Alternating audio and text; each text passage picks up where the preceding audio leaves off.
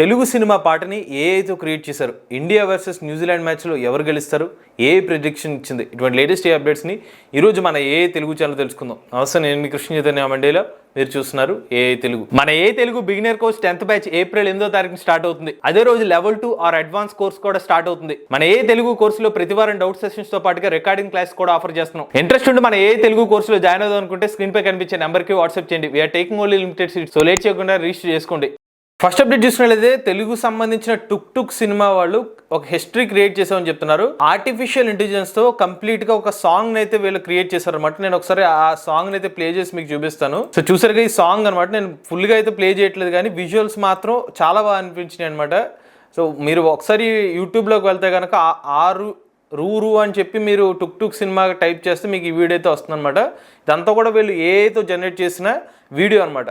So నాకైతే బాగా అనిపించింది అండి. వీళ్ళు బాగా ఏఐ టెక్నాలజీని యూజ్ చేసి మంచి క్వాలిటీతో, పైగా వీళ్ళు 4K క్వాలిటీతో అయితే ఈ వీడియోని అయితే వీళ్ళ యూట్యూబ్ ఛానల్ అయితే అప్లోడ్ చేశారు. నెక్స్ట్ చూసినట్లయితే నైషా అనేది భారతదేశానికి సంబంధించిన ఒక సినిమా అండి. ఇది హిందీ భాషలో ఉంటుంది. ఇది కంప్లీట్ ఆర్టిఫిషియల్ ఇంటెలిజెన్స్ సంబంధించిన సినిమా అనమాట. అంటే ఏఐతో తీసారు సినిమా అంతా కూడా.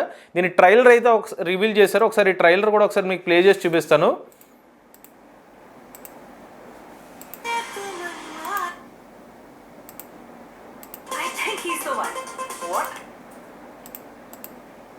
ఇప్పుడు చూసారు, ఇది అంతా కూడా ఏఐతో జనరేట్ చేసిన సినిమా అనమాట. ఇది ట్రైలర్ మాత్రమే, బట్ సినిమా అంతా కూడా ఏఐతోనే డెవలప్ చేశారని చెప్తున్నారు. నాకు కూడా విజువల్స్ కూడా బాగానే అనిపించినాయి అండి. మీకు అలా అనిపించింది?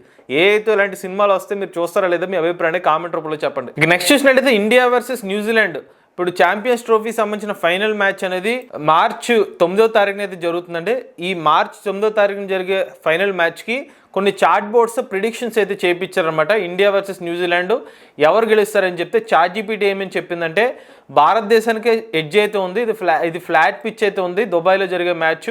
ఓవరాల్గా చూసుకున్నట్లయితే ఇండియాకి ఎక్కువ ఛాన్స్ ఉంది అని చెప్పి ChatGPT చెప్పింది. జెమినై కూడా ఏం చెప్తుందంటే ఇండియా గెలుస్తుందని చెప్పి జెమినై చెప్పింది. ఇక్కడ గ్రాక్ AI చూసుకున్నట్లయితే గ్రాక్ AI కూడా ఇండియాకి ఎడ్జ్ ఉందనేది చెప్తుంది అనమాట. 60 to 40%, 60% ఇండియాకి, 40% అయితే న్యూజిలాండ్కి ఉందని చెప్తున్నారు. ఇక క్లౌడీ AI కూడా ఏం చెప్తుందంటే ఇండియాకి ఎడ్జ్ ఉంది అనేది చెప్తుంది అనమాట. సో మరి మీరేమనుకుంటున్నారు? ఇండియా వర్సెస్ న్యూజిలాండ్ మ్యాచ్లో ఎవరు గెలుస్తారని మీరు భావిస్తున్నారు? మీ అభిప్రాయం అయితే కామెంట్ రూపంలో చెప్పండి.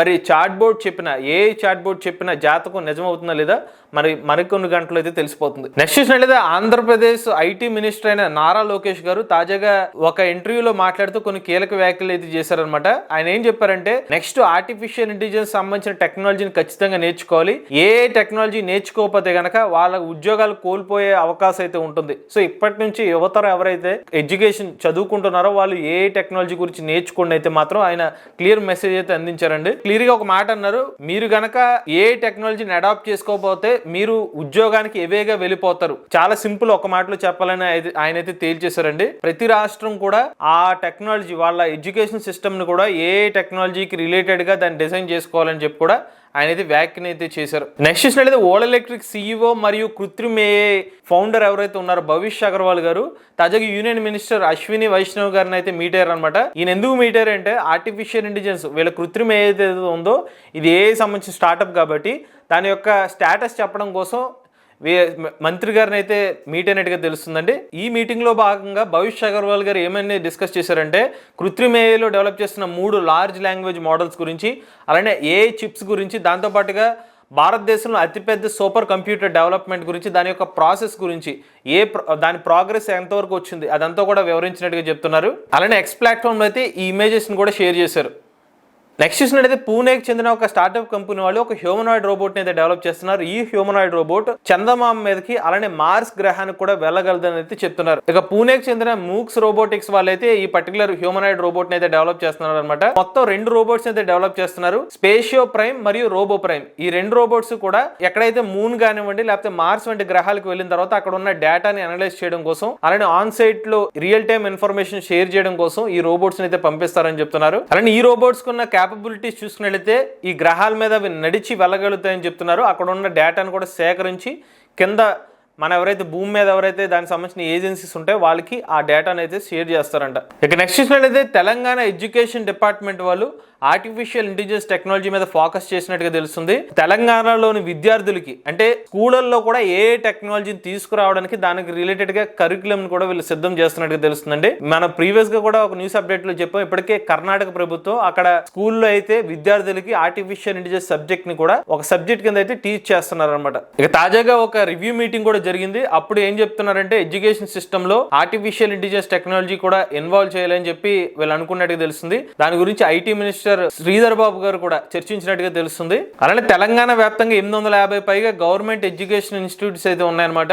ఇందులో 70,000 విద్యార్థులు ఎవరైతే ఉన్నారో వీళ్ళందరికీ కూడా AI technology, AI based learning ముఖ్యం కాబట్టి దానికి తగ్గట్టుగానే ప్రభుత్వం అడుగులు వేస్తున్నట్టుగా మనం అర్థం చేసుకోవాలి. ఇక నెక్స్ట్ చూసినట్లయితే ఆంధ్రప్రదేశ్ ప్రభుత్వం వాద్వాని ఫౌండేషన్ తో ఒక ఎంఓ అయితే రాసుకున్నారండి. దీనివల్ల ఉపయోగం ఏంటంటే గవర్నెన్స్ లో కూడా ఆర్టిఫిషియల్ ఇంటెలిజెన్స్ టెక్నాలజీని అయితే తీసుకొస్తారంట. ముఖ్యంగా మెషిన్ లెర్నింగ్, జనరేటివ్ ఏఐ, అలానే డ్రోన్స్ వంటి టెక్నాలజీని గవర్నెన్స్ లో కూడా ఉపయోగిస్తారు. అంటే ప్రభుత్వం ఏదైతే పథకాలని అమలు చేయడం కానివ్వండి, లేకపోతే వ్యవస్థ నడిపించే టైంలో ఏ రిలేటెడ్ పరికరాలైనా ఉపయోగిస్తాయి కానీ ఏ రిలేటెడ్ ప్రోడక్ట్స్ కానివ్వండి, దాని రిలేటెడ్ చాట్ బోర్డ్స్ లాంటివి ఉపయోగపడితే వాటన్నిటిని కూడా వీళ్ళ ద్వారా అయితే సర్వీసెస్ అయితే ఉపయోగించుకుంటారు అనమాట. దాంతో పాటుగా ఎఫిషియన్సీ మరియు ట్రాన్స్పరెన్సీ, సిటిజన్స్ తో ఎంగేజ్మెంట్ ని పెంచుకోవడం కోసం ఆర్టిఫిషియల్ ఇంటెలిజెన్స్ టెక్నాలజీని అయితే ఉపయోగిస్తారు. దానికి రిలేటెడ్ అప్లికేషన్స్ కానివ్వండి, దానికి రిలేటెడ్ ప్రోడక్ట్స్ కానివ్వండి వీళ్ళు సప్లై చేస్తారనమాట. నెక్స్ట్ చూసినట్లయితే కర్ణాటక ప్రభుత్వం ఆర్టిఫిషియల్ ఇంటెలిజెన్స్ సెంటర్ కోసం 50 కోట్ల రూపాయలు అయితే కేటాయించడం జరిగిందండి. తాజాగా కర్ణాటక ప్రభుత్వం తమ రాష్ట్ర బడ్జెట్ ని అయితే ప్రవేశపెట్టారు. అందులో భాగంగా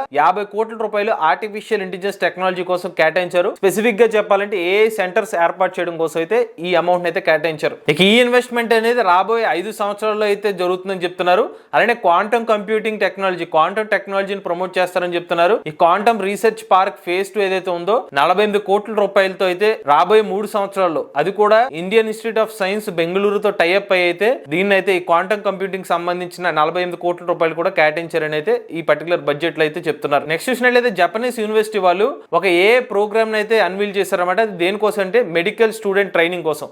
అంటే మెడికల్ స్టూడెంట్స్ కి ఏదైతే ట్రైనింగ్ ఇస్తారో అందులో ఎలా ఉపయోగపడుతుంది అనే దాన్ని కూడా వీళ్ళు ఒక కోర్స్ కింద అయితే ఆఫర్ చేస్తున్నారు. సో దీనికి ఉపయోగం ఏంటంటే మెడికల్ విద్యార్థులు ఆ వర్చువల్ పేషెంట్స్ ఎవరైతే స్క్రీన్ మీద ఉంటారో, వేరే లొకేషన్స్ లో పేషెంట్స్ ఉన్నప్పటికీ కూడా ఈ వర్చువల్ స్క్రీన్ ఏ టెక్నాలజీని యూజ్ చేసి వాళ్ళకి వైద్యం చేసే విధంగా కూడా దానికి సిద్ధమయ్యే విధంగా ఈ యూనివర్సిటీస్ లో ఇటువంటి కోర్స్ అనేది ఆఫర్ చేస్తున్నారు. మీరు ఇమేజ్ కూడా చూడొచ్చు. సో ఇక్కడ వర్చువల్ పేషెంట్స్ తో వీళ్ళు కోర్స్ ఇస్తూ దానికి సంబంధించిన ప్రాక్టీస్ సెషన్స్ కూడా విద్యార్థులకి అయితే ఆఫర్ చేస్తున్నారు. డిఫరెంట్ ఏజెస్, అంటే ఇప్పుడు ఎవరైతే వైద్య విద్యార్థినులు కానీ విద్యార్థులు ఉంటారో వాళ్ళు నెక్స్ట్ వచ్చే టైంలో రోగులతో వాళ్ళు చికిత్స ఇవ్వాలి కాబట్టి వాళ్ళకి ఎటువంటి జబ్బులు వస్తున్నాయి, అంటే వాళ్ళు మానసికంగా ఎలా ఉన్నారు, ఇటువంటి ఇంటరాక్షన్స్ అన్ని కూడా వర్చువల్ గా అయితే అవ్వడానికి అయితే వీళ్ళు ఈ ప్లాట్ఫామ్ అయితే ఏర్పాటు చేసినట్టు తెలుస్తుంది. డిఫరెంట్ ఏజ్ గ్రూప్స్, వాళ్ళకి ఉన్న డిఫరెంట్ సిమ్టమ్స్ వాళ్ళతో అయితే ఈ పర్టికులర్ వర్చువల్ ఇంటరాక్షన్ అయితే వీళ్ళు ప్లాన్ చేశారు.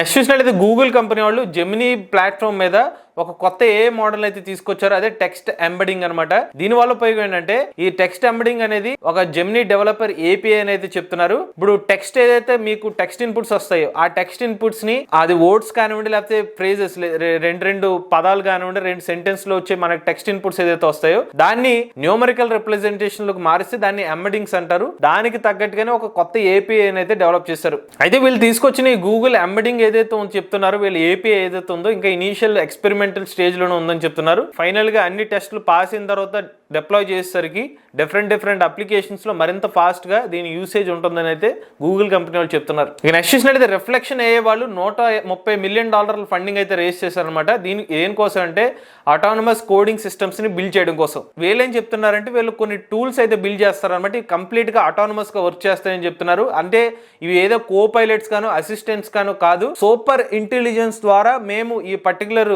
టూల్స్ అయితే డెవలప్ చేస్తున్నాం. అంటే చాలా మంది మనుషులతో పోలిస్తే ఈ మేము డెవలప్ చేస్తున్న ఏ టూల్ కానివ్వండి, ఏజెంట్స్ ఎవరైతే మేము డెవలప్ చేస్తున్న ఏ మోడల్స్ ఏదైతే ఉంటాయో మనుషుల్ని మించిన స్మార్ట్నెస్ తో ఉంటాయని చెప్పి చాలా పెద్ద స్టేట్మెంట్ ఇచ్చారు. అలానే ఇప్పటికే వీళ్ళకి కొంతమంది పేయింగ్ కస్టమర్స్ ఉన్నారని చెప్తున్నారు. ఫైనాన్షియల్ సర్వీసెస్ లో, టెక్నాలజీలో, కోడింగ్ డిపార్ట్మెంట్స్ లో ఎవరికైతే కావాలో దానికి రిలేటెడ్ సర్వీసెస్ లో ఈ కంపెనీ వాళ్ళు ఇప్పటికే సర్వీసెస్ ఆఫర్ చేస్తున్నట్టుగా మనం తెలుస్తుంది. బట్ దీని గురించి అయితే మేము సెపరేట్ ఇంకో వీడియో కూడా చేస్తామండి. ఎందుకంటే వీళ్ళు ఒక పెద్ద టర్మ్స్ అయితే వాడారు. మనుషులకి మించిన తెలివితేటలతో మేము డెవలప్ చేస్తున్నాం మోడల్ని. మేము కో పైలట్ ఏజెంట్స్ కాదు, సూపర్ ఏ రిలేటెడ్ ఏ మేము డిప్లాయ్ చేస్తున్నాం అని చెప్తున్నారు. కాబట్టి దాని గురించి మరింత రీసెర్చ్ చేసి ఒక వీడియో కూడా చేస్తాం. ఇక చివరి అప్డేట్ చూసినట్లయితే చైనా వాళ్ళు డీప్ సీక్ ని మించిన ఒక ఏ మోడల్ అయితే తీసుకొస్తున్నాం అని చెప్తున్నారు. అదే మానస్ అనమాట. ఈ మానస్ అనే ఒక ఏ మోడల్ ఏం చేస్తుందంటే కాంప్లెక్స్ రియల్ వరల్డ్ టాస్క్ అయితే సాల్వ్ చేస్తుందని చెప్తున్నారు. ఇది ఒక ఏ ఏజెంట్ అని చెప్తున్నారు. దీని గురించి మన డెడికేటెడ్ వీడియోని అయితే మన ఏ తెలుగు ఛానల్లో పోస్ట్ చేస్తాం. ఇవి లేటెస్ట్ ఏ అప్డేట్స్ అండి. ఇటువంటి లేటెస్ట్ ఏ కోసం ఏ తెలుగు ఛానల్ సబ్స్క్రైబ్ చేసుకోండి.